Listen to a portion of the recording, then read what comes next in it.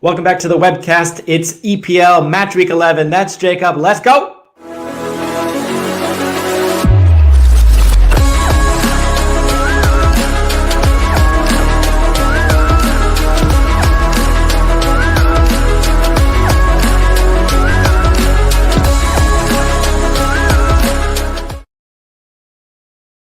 Welcome back to the webcast, All Sports One Web, Match Week 11 in the Premier League. We are just past the 1/4, approaching the 1/3 mark already in this season, going by so fast. Carabao Cup action already reaching the quarterfinals, with those games being played midweek.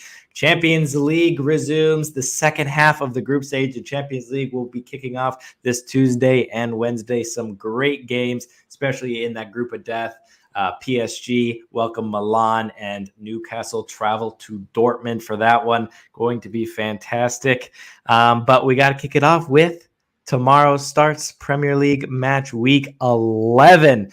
And before we dive in to Sheffield, or Fulham, Manchester United, we have to ask you, Jacob, if United lose, do you sack Erik ten Hag? Oh, no, I don't. No, definitely not. Especially coming off the tough derby match. I don't think, other than, and there's a lot of them, delusional Manchester United fans, no one was expecting anything from that match. Yeah, they well, wait. They beat Newcastle in the Carabao Cup final only 8 months ago, 7 months ago. Yeah, but they won the previous two games before that derby. Like, they were doing well. They played Manchester City. They're on a 2-game winning streak. You don't sack the.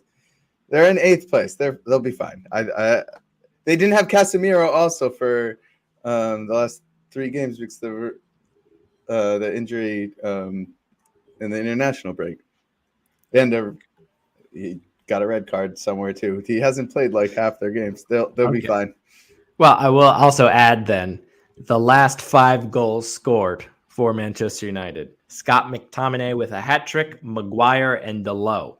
And that goes all the way back to the beginning of October when they barely beat Brentford. And they barely beat, who is it? Sheffield. They barely beat Brentford October 7th, barely beat Sheffield 2 weeks, after the international break. So even after that, you thought, okay, maybe they get their stuff together, but still no. Those are the 5. And they also beat Copenhagen purely because of an Onana save on a penalty and a Maguire goal. So things are definitely getting rocky. So you don't think Erik ten Hag should be sacked after this, but can they actually go to Craven Cottage and pick up all 3 points against the Fulham team, who has caught some form of late? Yeah, it's at Fulham. They got a solid point against Brighton. They'll be very happy with that. Like I said, United coming off that bad loss against City in the derby. I think Rashford, only 1 goal, 1 assist through 10 matches. It's not something you expect from a player of that quality. I think he rebounds against Fulham this week. And I feel like this game kind of has draw written all over it, but I want to say United win. I've picked them a little too much this year, but You want to, right? You want to. I want to so bad because it doesn't make any sense. And there's no reason why Fulham has any business playing around with 3 points in a match like this after what Manchester United was building up last year. But if you look at recent results here, okay, there is no reason Manchester United should have anything from this game. So I can go draw with you on this one. Okay, I see what you're saying, especially not at Old Trafford, going to West London. Yeah. So, I like draw on that one. Brentford picking up all 3 points in West London last week, continuing their winning streak at Stamford Bridge to 3 consecutive games. They now will host West Ham. Brentford do it again? Yeah, so Brentford, after only 1 win in their first 8 matches, they're on a little bit of a 2-win winning streak here. Brentford, fun fact, is the only team that David Moyes has not beaten out of 43 unique teams in the Premier League. Shows how old David Moyes is and how experienced he is as a manager. I think Jared Bowen, though, has been absolutely on fire. 6 goals in 10 matches. I like West Ham to rebound and see some of their early season form in this match and stop Brentford's 2-game winning streak here. Yeah, that performance against Arsenal in the Carabao Cup midweek was fantastic. They played them straight off the pitch. Jared Bowen getting another goal in that one. So I'm rolling with the Bubbles.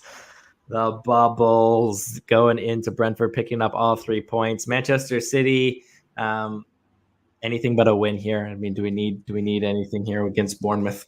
No, but I would like to shout out to Bournemouth. They finally got their first win. They got to be happy with that. That, along with 3 draws, puts them enough to be out of the relegation zone. That just shows how bad the bottom of the table is. 6 points through 10 matches puts you out of the relegation zone. City haven't dropped points since 2022 at Etihad. They're not dropping points at Etihad against Bournemouth or rolling City for sure. Yeah, especially a rare week off for them this week with no midweek action in the Carabao Cup. Erling Haaland with a hat trick alert I have for this week. I think nothing is going to be getting in his way this time. Double hat trick. Double hat trick. Wolves unbeaten since September. So you talk about City since 2022, Wolves since September. It's almost 2 months. I think that's about the same if you're talking about proportionally the play. Yeah, proportionally the same. Robbed against Newcastle last time out. Anthony Taylor now getting demoted after that bogus penalty call for Newcastle. He gets championship duties this week as well as some VAR. I'm sure duties. As a Chelsea fan, you're not exactly sad about that. No, I mean, it's I'm still bitter about week 1 last year. It's the whole reason why Thomas Tuchel ended up getting sacked because pulling the hair, Cucurella. But Anthony Taylor and Chelsea's history goes way back. It goes back to Arsenal in the FA Cup final. He was in Barcelona, Chelsea, was he? In the Champions League game? No, that was way too That was robbery, if we want to talk about robbery. Yeah, pure robbery for sure. Yeah. But yeah, the history with Anthony Taylor as a Chelsea fan is way too long. And he showed, he got the Europa League final. And he got ran out of that by Roma fans unfairly. I think he did do well in that final. But some of these games, I think I'm glad that Howard Webb is stepping in from the referee body and disciplining anyone who makes these bad calls, especially with VAR involved. Anthony Taylor is just the latest of that. Sheffield, their recent history tells you that they're going to concede at least 3 goals in this one. Averaging 4 goals against in the last 5 games. Do you have any belief that they will pick up their first win of the season at home against Wolves? Yeah, so Sheffield on average to secure just under 4 points for the entire match season. Absolutely abysmal start to their Premier League campaign. Letting in 5 goals last week against Arsenal didn't help their morale. However, Wolves have been struggling for goals, and they don't have Neto this week. Neto with the hamstring injury, that's absolutely massive for them. Honestly, if you've been watching Wolves, he pretty much creates everything. If he didn't get the goal or assist, if you rewind the play a little bit, he dribbled it from their 16 all the way down and was the reason why they ultimately got their goal. Only 13 goals in 10 matches. I honestly think this might just sneakily be a draw, maybe give it 0-0. I'd be happy to pick Wolves if that's what you think, but I really think Neto is kind of the key to why Wolves is sitting in 12th and they're not in that relegation battle like a lot of people expected them to be at this point already in the season.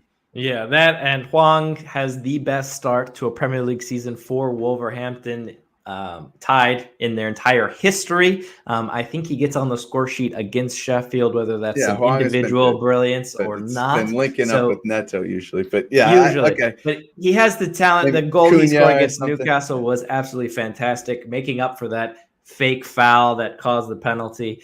So I'm going to roll with Wolves in this one to pick up. I'm not going to argue much about picking a team to win against Sheffield. That's fine. Yep, another team that is with Sheffield in the bottom three is Burnley, whose only wins in the entire season so far have come against Salford City, who currently sit, I believe, in the below the championship, so the third division in England, or even fourth division, Salford City, and Luton Town. Crystal Palace getting a little bit more of a break after they lost Friday night last week, so about 8 days rest. To Tottenham, they take on Burnley. I like Crystal Palace in this one to pick up all 3 points. Burnley, like Sheffield, just conceding way too many goals. 3 to Everton midweek in the Carabao Cup. It just hasn't been good defensively. They can't get out of their own way, and I like Crystal Palace. Yeah, I like Crystal Palace too. They get Eze back off his hamstring injury will be massive for them. They only scored 1 Premier League goal while he was injured for those 3 matches, and it was in garbage time against Tottenham last week. Jordan Ayew getting a goal. Eze, their number 10. Eze, their number 10 will be huge for them to score. Crystal Palace with the lowest goals per points ratio. They just defend so well, and they always want to look for the counter, but you can't counter if you don't have a player like Wilfried Zaha, who obviously is gone now, but Eze is that Zaha replacement. He's that spark that they need. I think Burnley, they've conceded a lot, but I think the problem in this game is they only have 8 goals for. Crystal Palace has been tough to score against, and I don't see Burnley scoring. I like Palace. Yep, I agree. Negative 17 goal differential. Not going to help Burnley in that one against Crystal Palace, who do not give up goals easily. Everton picking up 3 goals and advancing to the quarterfinals of the Carabao Cup. Maybe something for them to focus on this year, but a bit of a turnaround recently. Yeah. Good win against West Ham in the Premier League. 1-0 there with Calvert-Lewin getting the goal. Evan Ferguson, though, for Brighton, 19 years old as of 2 weeks ago, trying to sneak his way in with maybe a Bellingham and a Musiala as a young phenom to be, all 19 years old. 5 goals so far in the Premier League. I think he's the youngest to some Premier League goal mark since Rooney. So to give you some context on what he's been able to do for Brighton. Yeah. And Ansu Fati as well has been playing great for Brighton, but they just haven't necessarily gotten the points that maybe we would expect so far to start off the season. Can they go to Everton and get all 3? Yeah, kind of an interesting matchup here. You have a team that started the season really badly, and Everton, who are feeling a lot better about themselves, now kind of comfortably out of that relegation zone. They only have 10 points, but when the teams at the bottom of the table only have 5 and 4, like, you're going to feel comfortable about it. Sean Dyche is going to feel a lot better about it. And you have Brighton, who started the season very hot, and then the last 4 games, not so much. They've struggled the last 4 games, plain and simple. But they've played City, Liverpool, and Aston Villa. So I think they'll be happy to play a team on the opposite side of the table for once in a little while here. I do think Brighton rebound in a strong way against Everton, even though it's at Goodison. Yeah, I agree. I maybe could see draw, but I like Brighton in this one. And as you mentioned, they get Everton. They go to play Ajax again, who currently sit bottom in the Eredivisie. Then they go Sheffield, Nottingham, and AEK Athens to get revenge there. Their November sets up nicely for them to kind of get right in all of these competitions after that tough start. And I think they do that this weekend at Goodison. Newcastle looking to continue that fortress at St. James as they welcome Arsenal, who, can you say, are struggling a bit ever since really that 2-2 draw to Chelsea, or really if you go, I mean, they beat City, so I guess that was kind of the rebound, but losing to Lens, beating City, drawing Chelsea, sneaking away in Seville with a win. That they thrashed, obviously, Sheffield, but lose midweek to West Ham, kind of up and down. Do you think they can go to Newcastle and get anything from that game? I wouldn't say they're slowing down. I mean, they just put 5 in last week, but again, you have to put in context it's against Sheffield. So I I guess that wasn't really fair retort by me, but I think this is arguably Arsenal's biggest test of the season. I know they played City, but that game was at Emirates without Rodri and without Kevin De Bruyne. And St. James's Park is just so hard to go into play. Obviously, Arsenal's still undefeated this year, and Newcastle is still really hot, coming off a big win against United in the EFL Cup. This is a tough one to call. I could honestly see this game going any which way.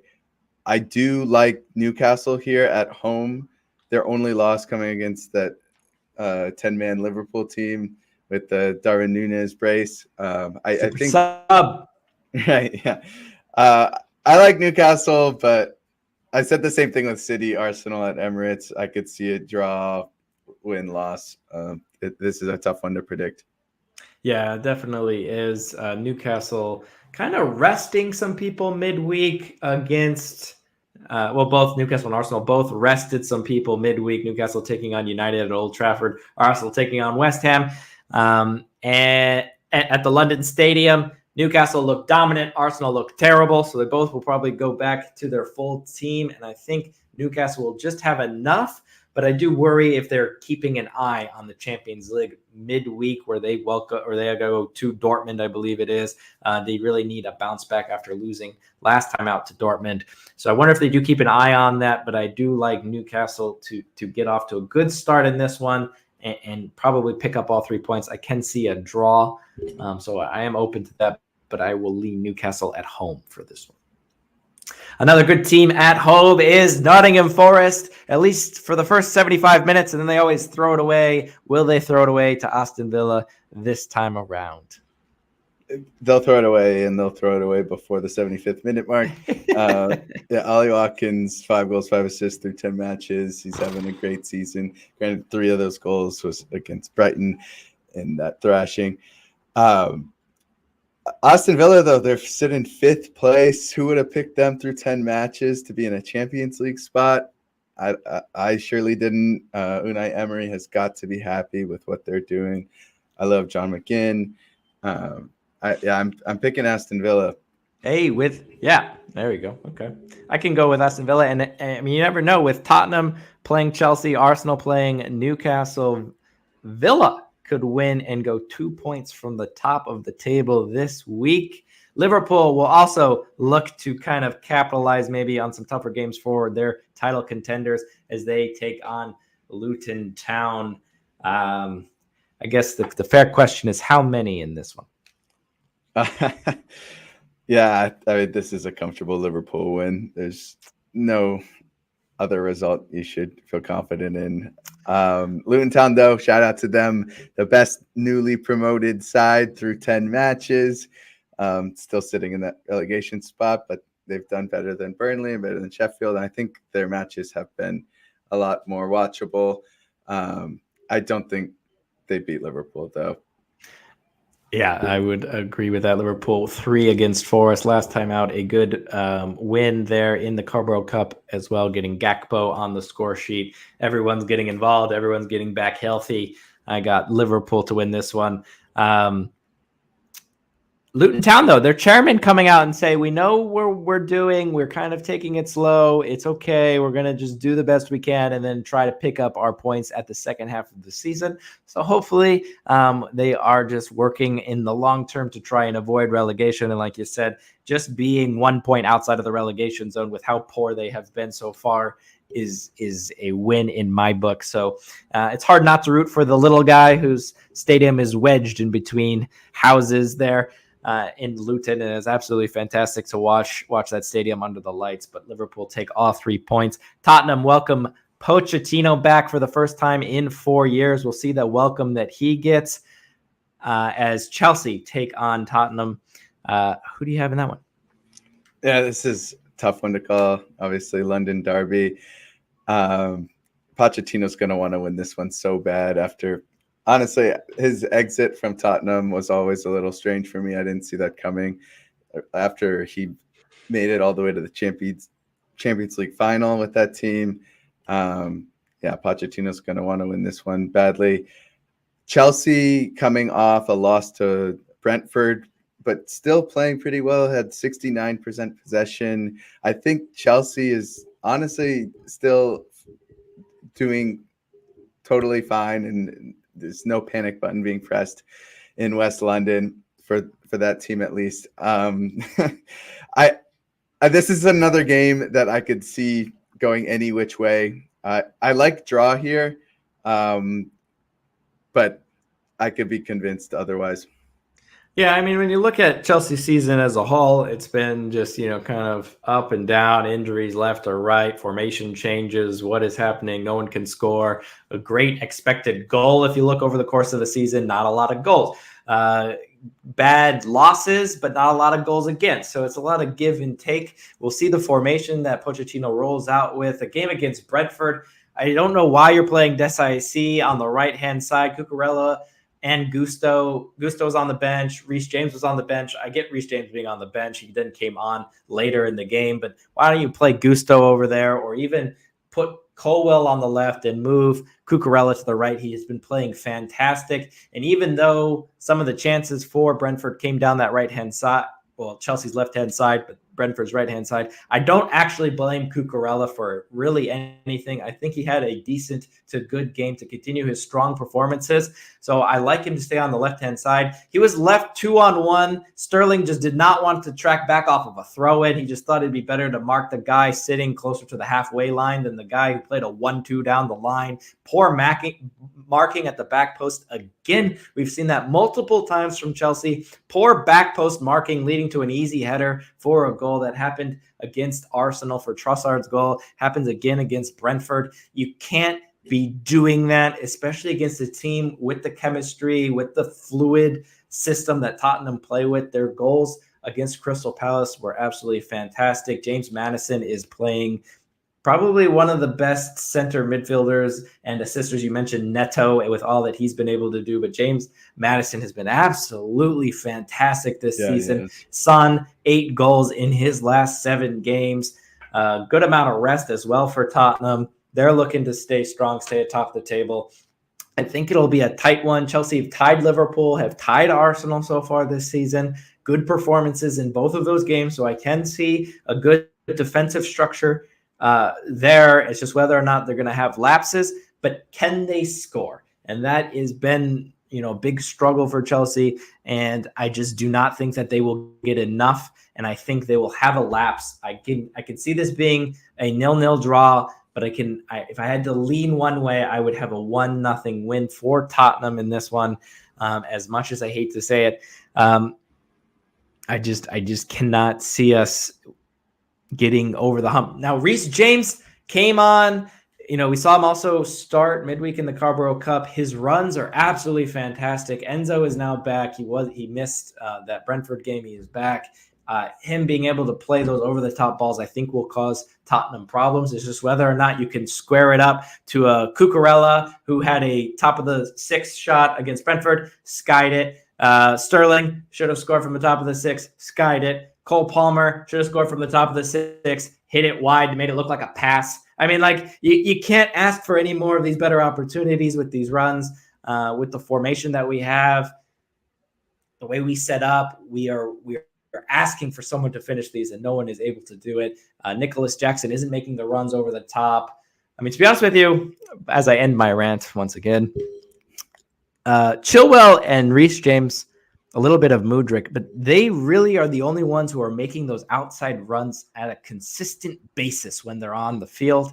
And I think that is what allows us to open everything up. That's when Enzo is at his best, being able to play those over-the-top balls down the side. And I'm happy. I hope Reece James will be full fit for this one. But unless we start getting that, I don't see how we're going to create enough good opportunities for these guys to actually start really finishing more and more chances. They need them. We can't pull anything out of a hat. We're not individually brilliant enough to do that. So I do like Tottenham in that one. Fair play to that. All right. I know you obviously want Chelsea to win that, but fair play to that pick. I think so tough. Probably a good one. I do think Chelsea's been playing pretty well. I think they're going to be in a much different spot than they are right now at the end of the season. Yeah, and opposite of Brighton, Chelsea with a very tough stretch of fixtures. A game against Brentford last time out was a good way to pick up 3 points and kind of stay ahead. Everyone has been dogging on Manchester United pretty much for the last month and a half with their terrible performances, and yet not only do they have more goals than Chelsea, they are higher in the standings. They have more points. That should tell you a little bit of where Chelsea is currently sitting at. It's just they're just not able to get over the line in a lot of these games, especially if you take out the 4 goals against Burnley in a couple weeks ago. So there it is. There are picks for the weekend. We got Copa Libertadores final of the South American Champions League to see who goes to the Club World Cup. That kicks off tomorrow. More MLS Cup action this weekend. La Liga, obviously, and the Premier League Week 11. Those are our picks. Thanks for sticking with us through the week, and we will see you next time here at the